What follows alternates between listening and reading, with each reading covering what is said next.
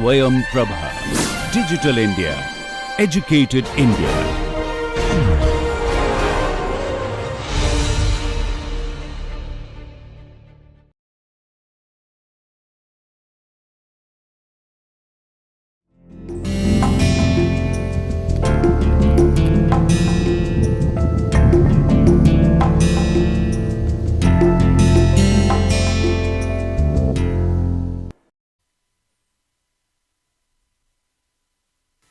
Namaste. We carry forward our discussion on the conservation of biodiversity, and in this lecture we shall have a look at ex situ and in situ conservation. Now, in the last lecture we had observed that there are four major impacts that are happening on the habitat. There is habitat degradation or reduction of the quality of the habitat. Once the quality reduces so much that the animals cannot survive anymore, we say that there is habitat loss. If the habitat is broken down into smaller fragments, we have habitat fragmentation. And then there is also the habitat displacement. So before moving forward, let us have a look at habitat fragmentation in a bit more detail. How does habitat fragmentation and loss actually occur? So for this, we consider an original forest that is untouched. So we do not have any human influences, and this is probably the most pristine natural habitat that is possible. Now, in this forest, suppose a road comes up. Now, this process is known as dissection. Now, when the forest is dissected by this road, then typically we are dividing the forest into smaller areas. Now, this would not be a very big influence in cases where the road comprises of a very small fraction of the total land surface of the forest, and if the traffic density on the road is low enough that animals can move from one area to another area. Now, typically, if the roads have a very high traffic density, then animals find it very difficult to cross the road because they feel a sense of fright when they observe very fast moving vehicles that are moving on the road. Typically, the drivers are also honking. In the night times, they are using the headlamps, and all of that disturbs the animals. And in certain cases, when they actually try to cross the road, they get hit. And if they are hit by a fast moving vehicle, in a number of cases, the animals die. So, roads become a menace for the animals for several reasons. They have not just a physical barrier effect but also a psychological barrier effect, and at the same time they also lead to heavy mortalities of the animals. So building a road in a forest area is mostly tantamount to fragmenting the habitat. But that is not the only influence of the road. Road also brings with it pollution. Roads also brings with it more human influence because now people can access areas that were inaccessible before. Roads bring with them diseases and invasive species because a large number of invasive species can move into the forest as seeds or spores that are stuck to the tires. Roads enable people to hunt for animals because in the very dense forest, it is very difficult to get inside, hunt an animal and bring it out. But with a road, you provide an easy avenue for poachers. And especially in those areas where the roads do not have a very high density and are not routinely patrolled, you'll often find that there would be a vehicle that has parked itself on the side of the road. People get into the forest for poaching or for illicit felling. So roads create a number of damages for the wildlife and their habitats. But that is not all. What further happens is that once you have dissection, people start to come into these areas and people start to settle in these areas. In a number of cases, you will observe that on the side of the road, you will find a person who has just set up a small stall, maybe a tea stall, maybe a stall to sell some vegetables, and so on. Now, there is nothing wrong if a person has set up a stall, because after all, the person also needs a livelihood. But typically what happens is that once you have a temporary setup, after some time you will observe that people tend to make it into a permanent setup. So you will start to see brick walls. Now if there is a person who is living in that area, then this person also requires certain other facilities. This person would also require a certain level of safety. So typically what will happen is that the areas that are near the stall, they will be completely clear filled, because the person does not want to have a snake that slithers into the shop. He or she does not want a wolf or maybe other animals that come too near the stall. And so out of a factor of safety, the person would clear off the areas that are nearby. Now it is possible that the shop works well, because say after a very long journey, people stop there to have tea. And if the customer base is substantial, then this person would also attract other people who would also want to set up a stall nearby. Now once this process has been initiated, there is no going back, because after all we cannot throw away people from the forests. They also need a livelihood.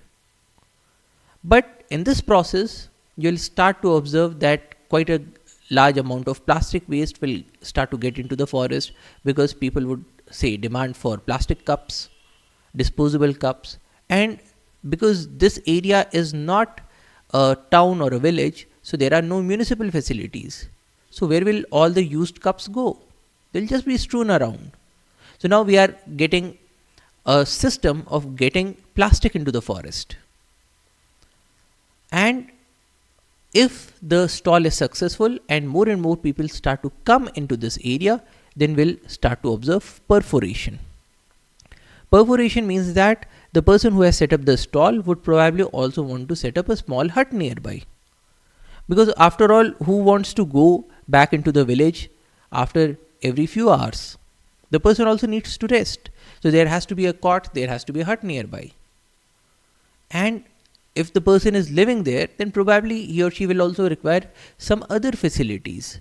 Probably the person, if he has set up say a tea stall, the person would want to grow say gingers nearby to be used in the tea. Or perhaps the person would think that, okay, I require milk for this tea stall, why don't I bring say a pair of cattle or say a few goats? Now what we are observing is that there is a stall, there is a hut, and slowly and steadily there will be a small pen that is set up for keeping the cattle. And these processes will happen so subtly that they will be very difficult to discern. And so in a very short period, we'll observe that there will be a few huts that have been set up, a few stalls that have been set up, probably a few cattle are being kept here, probably some area has been cleared off to grow certain vegetables or say ginger or say a few flowering plants, and this is perforation. And wherever you find roads, you will find small perforations. So now the forest, which was erstwhile a completely covered forest, is now getting perforated. Now we are constructing holes in this forest. And in a lot of forest areas, you will find certain livestock that are moving inside, that are grazing inside. And these are the earliest signs of perforation. After perforation, we will have fragmentation. Now what is fragmentation? The people who started to live here, their business is going strong, so now they want to have more cattle. But then not everybody wants to set up a tea stall. Some members of the family may probably begin to cut the trees and say do a bit of agriculture in this area. Because after all, they are also people. They also need a livelihood. Now because the tea business is going strong and there is a strong player, so now you cannot have more and more number of competitors. So there has to be another way out. So some people will start say agriculture, some people will start to sell say cigarettes, some people will start to sell something else. And in a short while, you will observe that you have people that are using the forest primarily for cattle. There are people who are using the forest primarily for agriculture. And to accommodate these people, now you have a large number of huts that have been set up. Now this is fragmentation, because once this has been done, now there is so much amount of human dominated landscape that now animals cannot move from here to here without crossing the human dominated landscape. Now the habitat has already been fragmented. It has already been split into small parts. So this is an example of fragmentation. So in this picture we can see that here we have lush green forests, and here we have quite a lot of area that is under agriculture. We can also observe a few huts and other buildings in the foreground. After fragmentation, the next step is attrition. Attrition is making something smaller. So now the forest areas will start to become smaller and smaller. Why? Because the people who were raising cattle, they have now increased in number. The cattle have increased in number, and the family size has also increased over time. The people who were doing agriculture, they have also increased in numbers. And so many huts and so many buildings have come up that now the government also feels pressurized that they should provide these people with, say, schools or hospitals or other facilities. So we'll start to observe that government buildings have come up, electricity supply has come up, maybe a few small industries have come up. But all of these require space. So where is this space coming from? This space is being taken away from the forest habitat. And once this happens, we have very small patches of forest that are left. Now you'll remember that we always wanted to have large sized patches. Why? Because large sized patches provide more number of habitats, and because they can support a larger population size, so the small factor dynamics do not play a role there. But now in this process of habitat fragmentation, by the attrition stage, the fragments are so small in size that they can now not support a large population at all. And so now we'll start to observe a large amount of extinction that is happening. And quite a lot of it will be undocumented, because after all, if people are coming and living in an area, who is bothered to go into the forest and take account of how many species are there? A lot of our forests are still highly undocumented. We still do not know what all species live there. So this is the process of attrition. And this is an image that shows attrition. In this hill, the agricultural fields have expanded so much that now only a small patch of forest remains. So this is attrition. So what is happening through all of these processes is that a large sized habitat is being converted into very small patches of forests. So now very small parcels of the habitat remain. And this is an example of an extremely fragmented habitat. This is an area which is habitated by tigers and elephants. They use them as their natural routes to migrate from one place to another. And now we can observe that we do have forests here, but a large portion has been completely cleared off. We are observing, say, lawns, we are observing agricultural fields, we are observing buildings, we are observing resorts and whatnot. And when this happens, quite a number of times the animals do keep moving in their predetermined paths. And in this area, when elephants move and they encounter the human habitation, they just do not have another option. Because elephants, as we have seen, they are mega herbivores. They require large quantities of food. And if they did not move, the forest will be completely damaged. So movement of animals is a mechanism that nature has evolved over the years to ensure that all parts of the forest are equally used and no part becomes overused.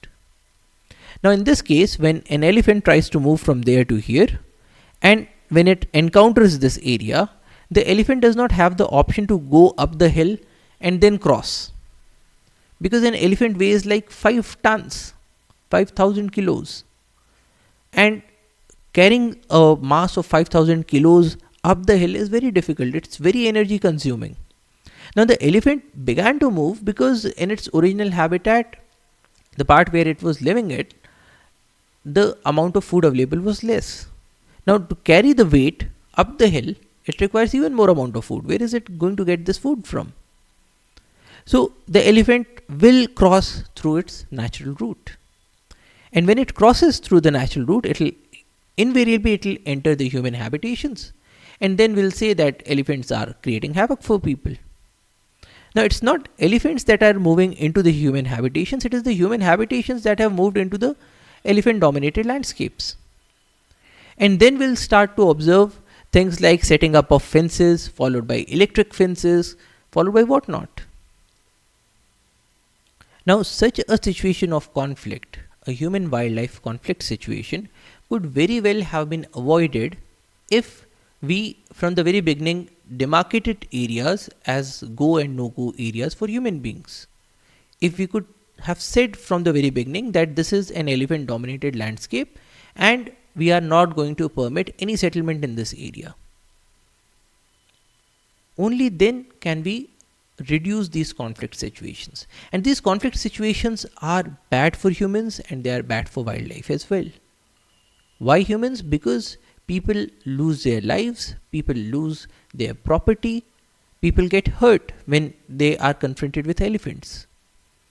But it is equally bad or even worse for the wild animals, because they have now a habitat that is completely fragmented and they have no other option but to get extinct.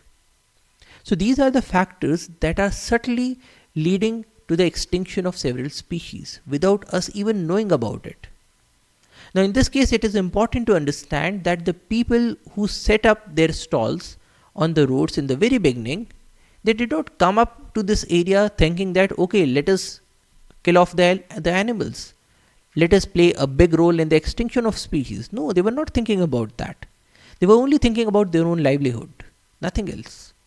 But in the process, they have started a process that ultimately leads to the extinction of a large number of species. So this is the fragmentation of habitat. Fragmentation occurs when a natural landscape is broken up into small parcels of natural ecosystems, isolated from one another in a matrix of lands dominated by human activities. So this is a matrix of land dominated by human activities, and this is fragmenting the habitat into smaller parcels. And it involves both the loss and isolation of ecosystems. Why? Because in this case, we can observe that so much area has been lost. Now there is no more habitat in this area for the wild animals. So this portion has been lost and these fragments are now isolated fragments. So it involves both the loss and isolation of ecosystems. Another thing that plays a role is habitat displacement, which is shifting of wildlife to non-prime or subprime habitats such as hills or rocky patches. In the case of habitat displacement, you'll have a situation where the wildlife is moved out of its own area. That is, consider a grassland. Now there will be n number of wild herbivores that will be frequenting these grasslands and using the grass for their food. Now when we have humans coming to these areas with their cattle, the cattle will start to dominate because they are supported by humans, they are supported by dogs, they are supported by guns and sticks of humans. So ultimately, whenever you find a situation that there are cattle grazing and a nilgai comes into the area, or say a sambar comes into the area, or a bison comes into the area, what will happen? The humans will just freak out, they'll start to make a noise, probably they'll start to throw rocks to these wild animals, or they'll start to say fire at these wild animals, or they'll start to beat and chase away these wild animals, or they'll use their dogs to chase these wild animals away. And ultimately we'll have a situation where in the whole of the grassland you won't find a single wild animal. The grassland will become reserved for the cattle only. But then where does the wildlife go? You'll find wildlife in, say, the hilly areas in the surroundings. So in this picture, if this area does not have wildlife, where does the wildlife go? The wildlife has to go in this area. Now, these plain areas used to have lots of grasses, probably, or lots of trees. But these slopy areas will probably not have that much amount of food.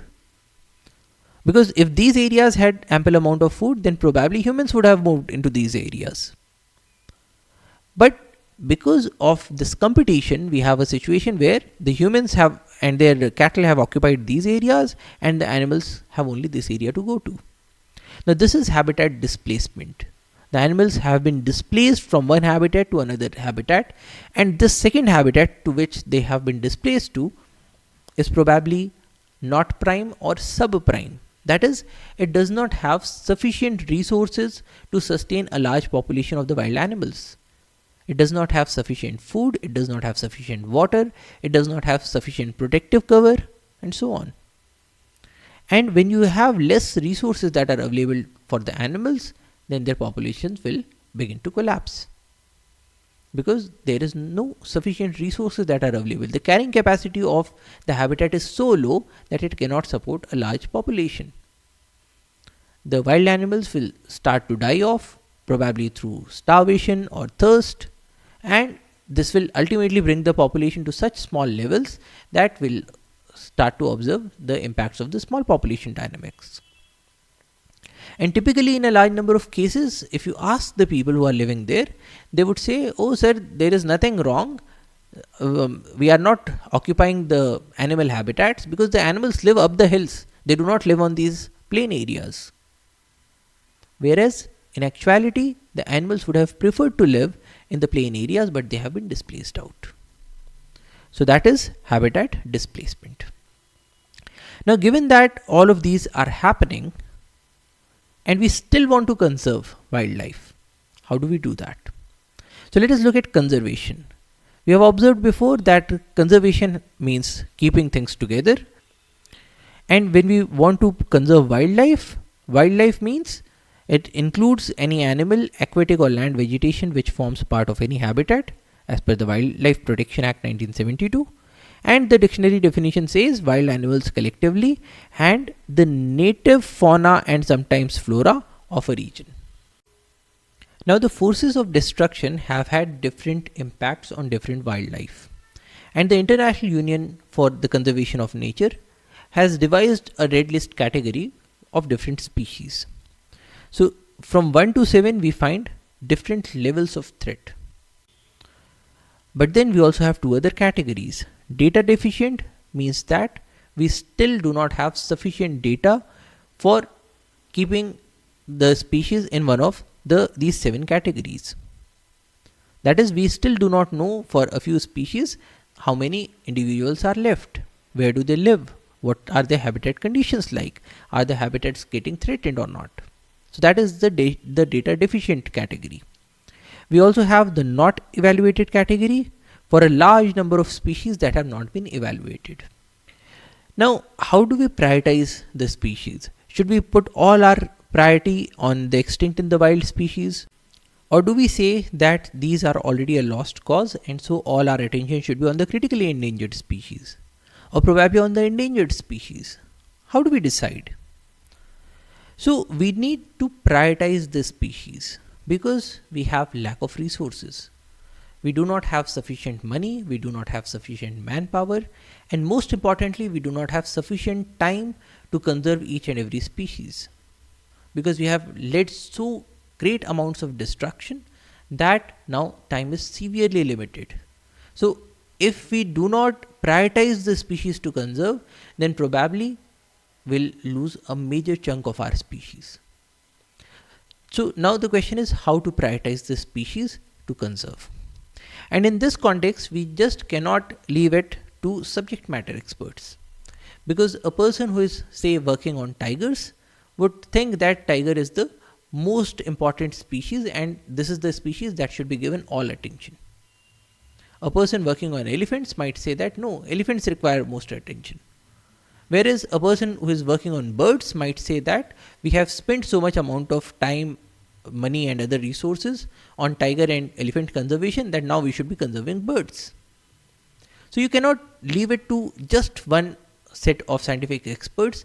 It has to be a holistic view. And for this, we define certain categories of species. The first are keystone species. They play critical ecological roles that are of greater importance than we would predict from their abundance. And these are called keystone species. Species such as off-season fruit-bearing trees. Now, if you have a single off-season fruit-bearing tree, it means that in the off-season, when there is no other source of food in the forest, this tree provides food to a large number of organisms. And so conserving this tree should be one of the most important priorities, because this tree supports a large number of other species. Similarly, when we talk about tigers, now tigers are keystone species because they keep the herbivore population in check. You remove the tigers and the herbivore population would increase so much that they would eat away all the young plants. And when the older trees become older and they die, we will have a stage where the forest no longer have any younger regeneration to replace them, and the whole forest will be gone. So tigers are required to keep a check on the herbivore population. So tigers are also keystone species. Now in this context, it is important to note that we still need herbivore populations. We cannot say that okay, we need the forest for their ecosystem benefits and so we should kill off all the herbivores. Because if we try to do that, then who will say perform the seed dispersal? So herbivores also have their own importance in the system, but the key here is that tigers are keystone species because they keep the herbivore numbers in check. They ensure that the herbivore numbers do not increase so much as to cause destruction of the habitat, and at the same time they also ensure that it does not go so down that we do not have any herbivores left. So there is a dynamic equilibrium between tiger and the herbivore populations that is governed by things that are known as Lotka-Volterra dynamics. So these are keystone species, those that play critical ecological roles that are of greater importance than their numerical abundance. So they have to be protected. Second is umbrella species, species with large home areas, large home ranges, encompassing enough habitats such that their protection automatically provides protection to several other species as well. Things like tiger and the elephant. Now, elephant, as we have observed, is a mega herbivore. It has a huge home range. Now, if you focused on conserving the elephant, you would have to conserve the huge home range of the elephant as well. And when you protect and conserve this huge home range of the elephant, then quite a large number of species automatically get protected. And this is very important because we still do not know everything about every species. Quite a large number of species are still undocumented. And so we have to work on these large habitat level interventions to protect those species that we have still not documented. Probably a few of them could even be keystone species, but we don't know. Similarly, tigers require large home ranges, and so if we conserve tigers, large home ranges automatically get protected. And the third category of prioritization is the flagship species, the well-known charismatic species that have captured public's heart and won their support and funds for conservation. These are the species that people relate to: the giant panda, the humpback whale, the gorilla, the polar bear, even species that have religious importance, such as the elephant, because of its association with Lord Ganesh, or species such as the tiger.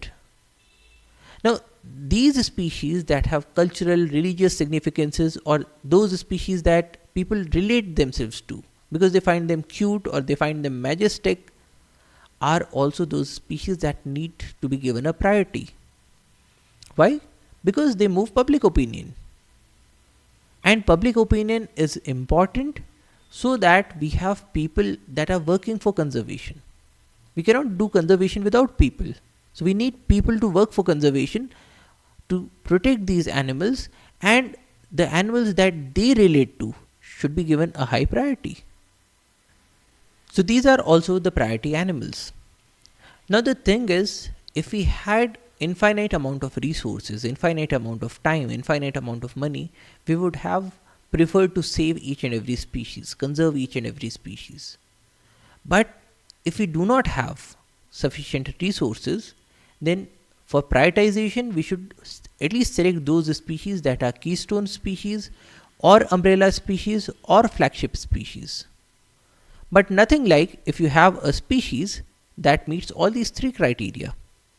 Species that are important for their habitats, meaning that they are keystone species, with large home ranges, meaning that they are umbrella species, and species that are able to generate enough funding and support, meaning that they are flagship species.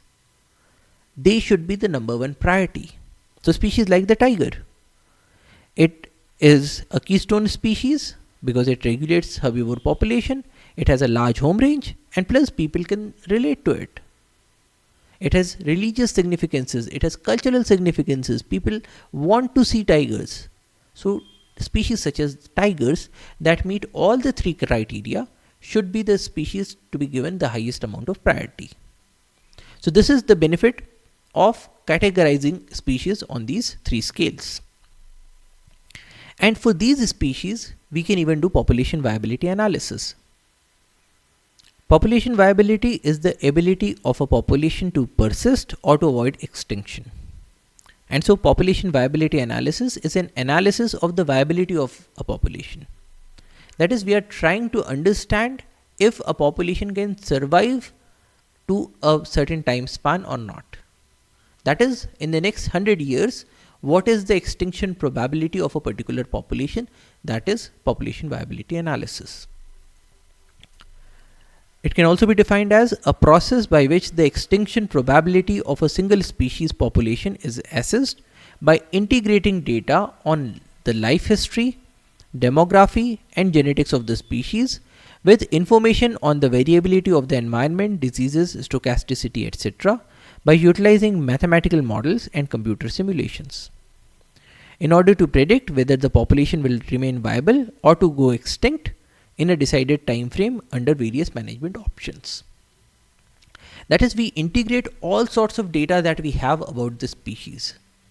Data about how large is the litter size, what is the sex ratio at birth, what is the age at which different individuals die, so what is the life expectancy for males, what is the life expectancy for females, what is their home range, how frequently do they move from one population to another population.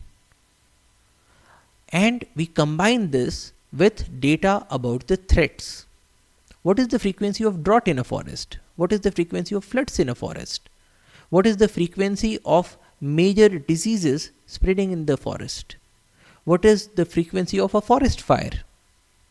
So when we integrate all of these data together, now because we have a large amount of data, so we typically make use of mathematical models or computer simulations. So for instance, we can use a computer simulation and say in the first year, we say that there is a flood with such and such probability, what will be the, and we know the current population size, what is the expected population size after the first year. Then in the second year, suppose we get a drought, what happens to the population then? In the third year, suppose we get a forest fire, what happens to the population then? And so on. So basically we do a computer simulation taking into account the probabilities of various threats, and we put in data about the current population numbers and the population characteristics to understand what are the factors that will play the most dominant role in the extinction of the population and how long will the population be able to persist. And with this information, we can make management interventions. So suppose we figure out that the population will die because of inbreeding depression, because the animals are very much related to each other. So in that case, we will probably try to bring in individuals from outside. If we learn that the population has the highest threat from poaching, probably we'll work on the protection measures. So that is population viability analysis, or an analysis of the viability of the population. Now, once we know the extinction probability of a population, what can we do about the population? Now, in this context, there are two modes of conservation: in situ conservation and ex situ conservation. In situ conservation is conservation on the site, that is within the natural habitat. And ex situ conservation is conservation off site, that is outside the natural habitat. So, in the case of in situ conservation, we try to protect the habitat where the animal is naturally living. So, it is conservation on site, on the site where the animal is actually found. In the case of ex situ conservation, we take a few animals out of their natural surroundings, keep them in a facility where they are completely protected, give them food, give them water, give them veterinary care and so on, to ensure that these animals survive and preferably also breed. So, that is ex situ conservation. Now, in situ conservation, the process is that the areas in the natural habitat are designated as reserves, national parks or protected areas. In these areas, ecological monitoring and interventions are done. Legislations are required to maintain these areas as protected areas. That is, we designate areas as protected areas, do monitoring and do interventions. And typically, these also require legislations to ensure that these areas remain as protected areas in the long term. So, this is in situ conservation. Advantages: the species continue to live in their natural environment because these reserves are being made in areas where animals naturally live.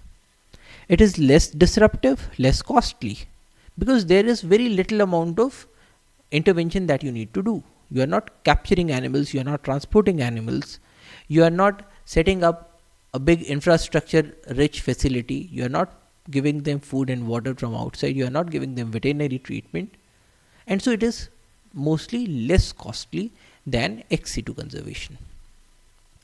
The natural behaviors are maintained because the animals are living in natural conditions. Protection of natural habitat provides protection to other species as well. And even in the case of ex situ conservation, the animal will need to be released somewhere. So, in the case of ex situ conservation, such as zoos, once you have done captive breeding, the animal population has increased, then you will preferably want to release it back into the natural environment. Now, if you do not have in situ conservation sites, such as wildlife sanctuaries or national parks or reserves, where would you release these animals back to? If you do not have in situ conservation areas, it is possible that all of the habitat of the animal becomes completely lost. And so we require in situ conservation to work together with ex situ conservation. Now, in situ conservation sites provide suitable areas for such releases. And they also double as places for scientific studies, public awareness, tourism, etc. Disadvantages: typically these are very large areas, and the land is becoming costlier by the day because people want to use land for various other activities, for agriculture, for mining, for industries, for habitations.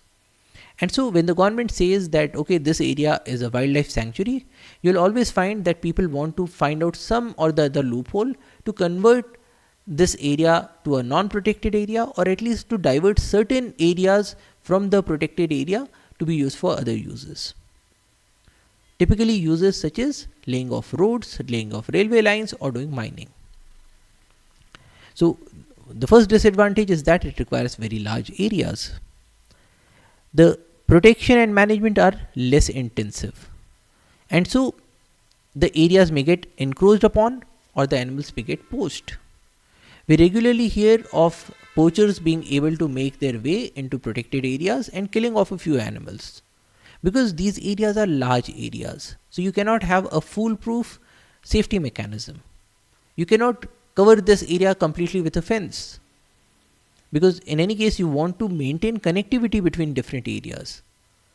And so the interventions, the protection, the management, they become less intensive, which has their own side effects. There are constantly threats of diseases and disasters, typically because these areas are large and it is difficult to provide instant veterinary care to all the animals. And because the areas are large, so you require large establishment, large number of people to man these areas. XC2 conservation, on the other hand, is conservation off-site. It is typically required for critically endangered species.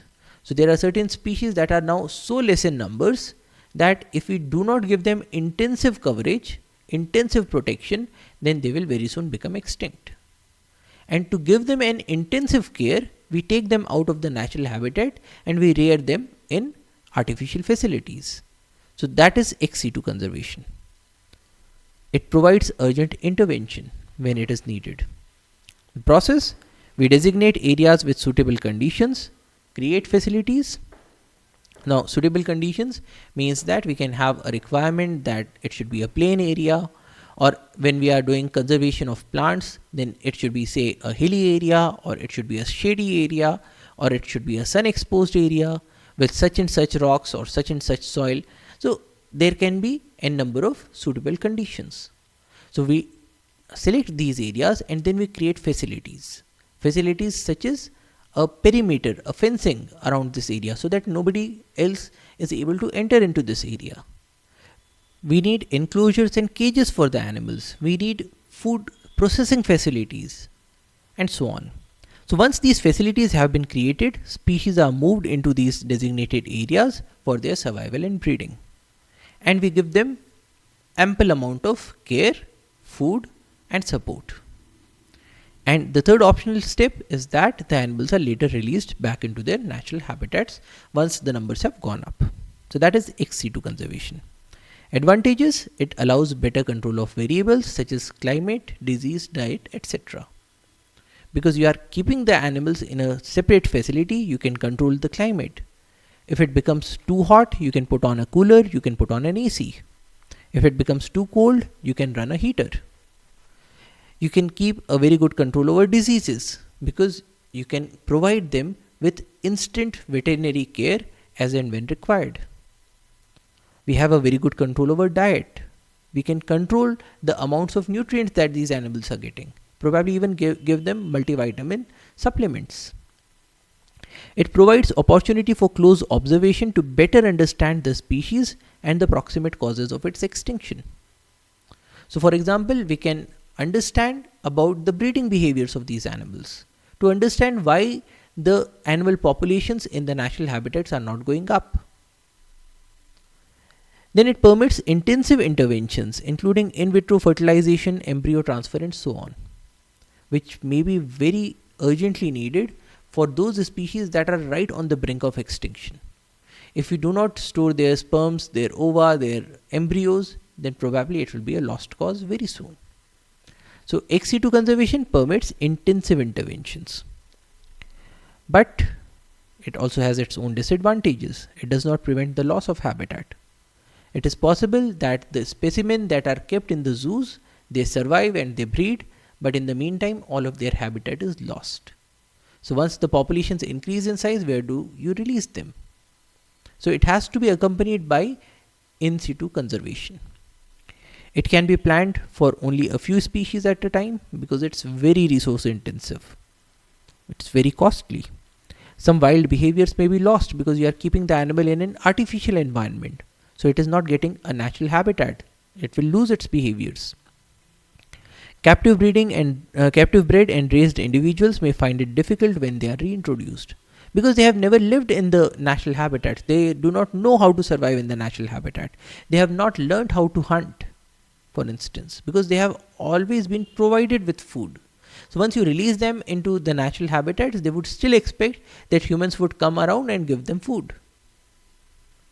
It may increase chances of inbreeding if it is not planned properly, because you are keeping a few animals in a facility, and so if you do not take care, then it is possible that there are large amounts of inbreeding that occur in these small populations.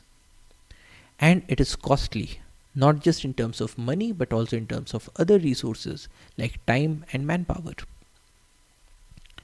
Examples of XC2 conservation include things like zoos, aquaria, captive breeding facilities, botanical gardens, bambuseta where we keep different species of bamboos, arboreta where we keep different species of trees, seed banks, cryopreservation facilities like tissue cultures, sperm banks, ova banks, and so on.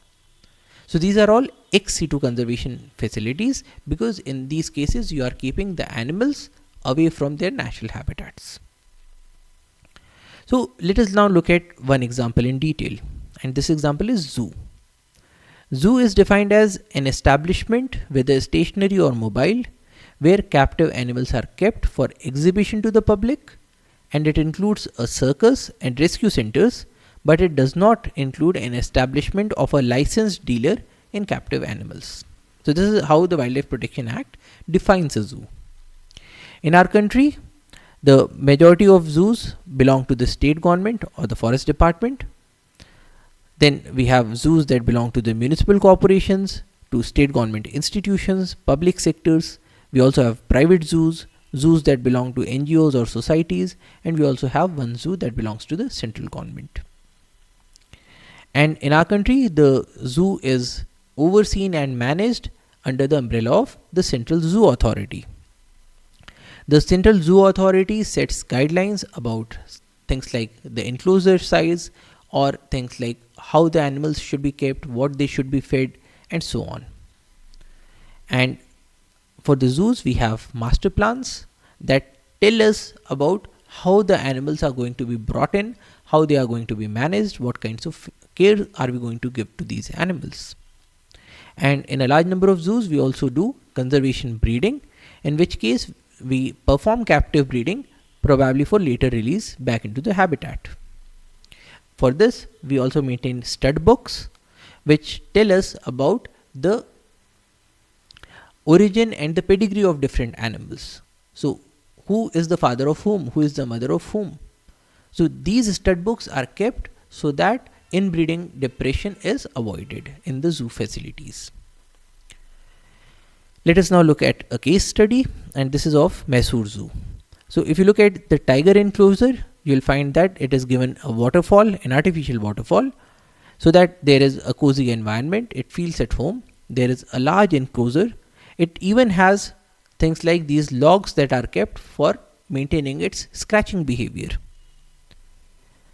In the zoo, the diet is the most important, and certain animals are captive bred, such as these white mice, to be fed to snakes.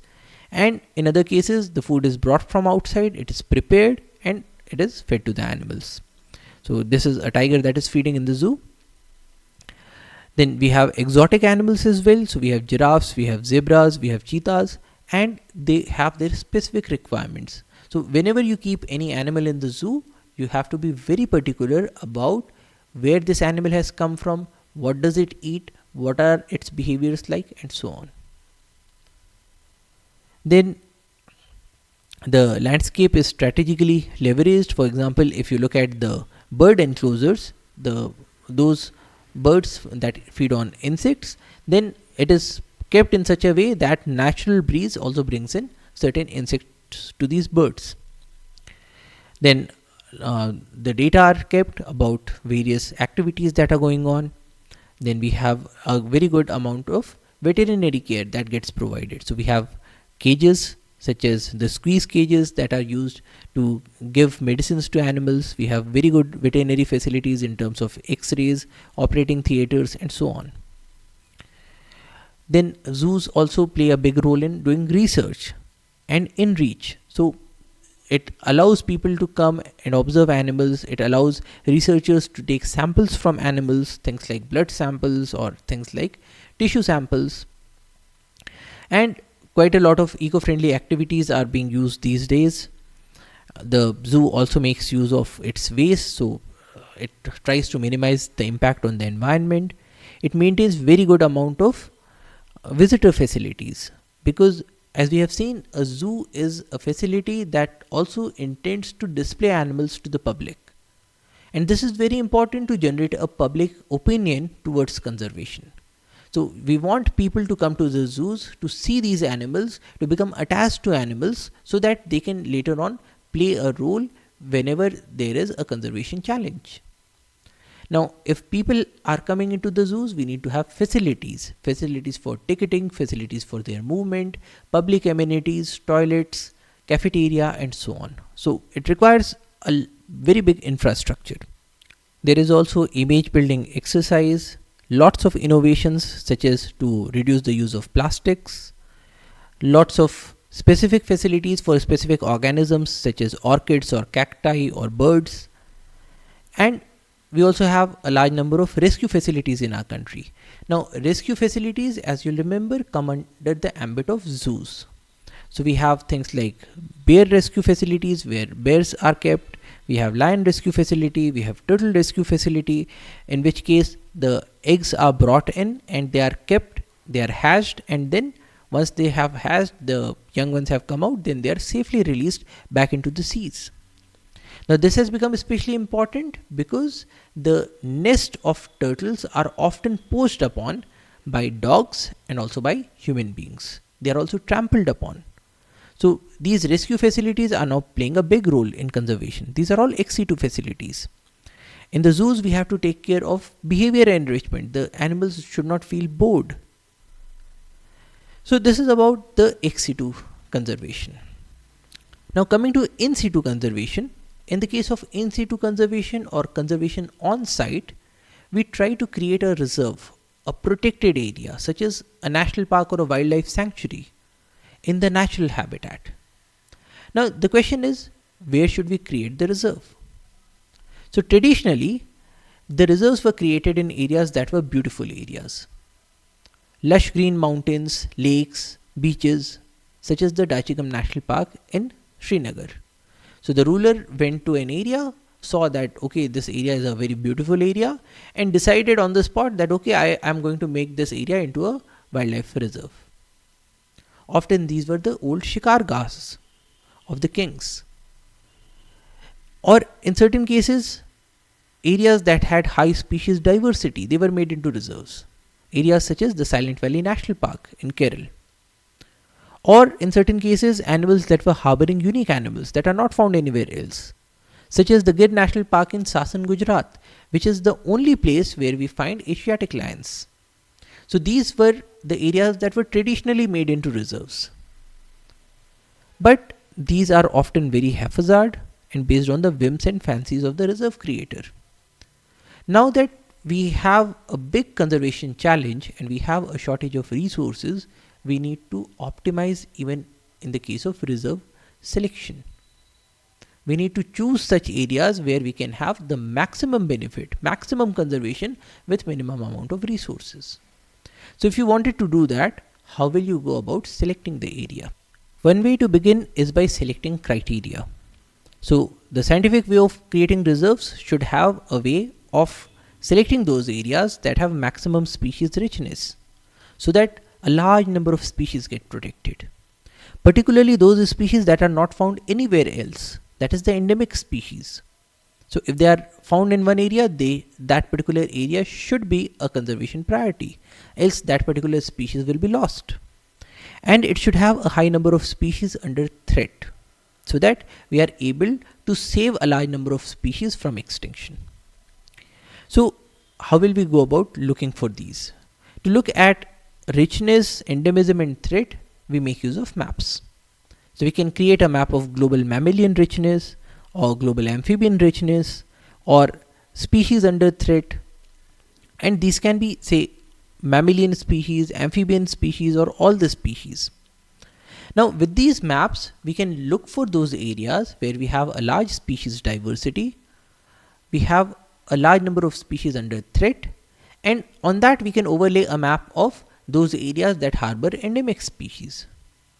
Now the areas which come under all of these three categories are the prime areas where we should be creating the reserves. And one criterion that mixes all of these together is the criterion of biodiversity hotspot. Biodiversity hotspots are defined as areas with high species richness, high degree of endemism and high degree of threat. And these areas have already been marked on the map. So in India we can find that the Western Ghats and the Himalayas, they form biodiversity hotspots. It means that these areas have a large number of species, and many of those species are threatened, and some of those species are found nowhere else. And so if these areas are not conserved, we will lose these species very soon. So that is the criterion of biodiversity hotspots. We can also look at the threat triage. Now threat triage means that we can look at the levels of threat. If an area is falling under a very high threat region, then probably it's already a lost cause. An area will fall in a very high threat region when there is already a huge amount of habitat loss or habitat degradation or habitat fragmentation or habitat displacement. So now very little areas remain, and by the time that we are able to move forward with the legislations and declaration of these areas as the reserves, probably people will encroach upon these areas and they will be a lost cause. So it does not help very much to focus our attention on the very high threat areas. Similarly, those areas where we have a very low level of threat, they should not be a priority. They can wait for now. Examples include islands that are so far off that people just do not go there. Now, whether you designate those islands as protected areas or not, it will hardly make any difference, because there is already very little human intervention in those areas. And so they should not be a conservation priority, because time, money and resources that are already limited, they should be prioritized to those areas where we can make maximum impact. And these are the areas that have a medium level of threat. So basically these areas can be protected. We still have time left to protect these areas. And if we do not protect them, we will lose them. So these should be the maximum focus areas.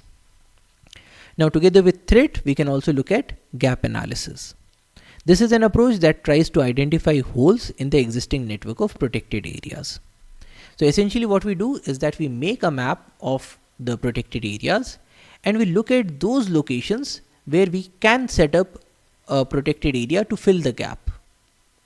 Now traditionally, protected areas are located in those regions which are or were historically uninhabitable for humans because of their heights, prevalence of diseases and so on.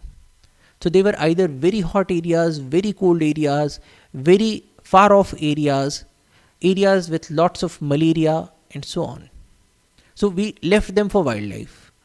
That is good, but then we also need areas that are habitable areas, that are plain areas, grassland areas for wildlife, because there are a large number of species that thrive in those areas. And because we have converted most of them for agriculture, so now those species are at a very grave risk. So we need to at least set up a few reserves in these cozy areas. So that is done through gap analysis.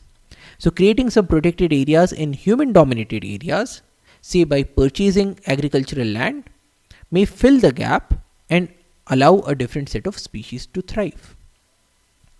So we can look at all of these criteria. So our reserves should be areas that are primarily areas with high species richness, high degree of endemism, a large number of species that are threatened, but the level of threat should be a medium threat so that we still have time to protect the areas, preferably those that can fill the gaps, preferably those that permit animals to move and so on. So we will build up on this in the next lecture by looking at the principles of reserve design. So that's all for today. Thank you for your attention. Jai Hind.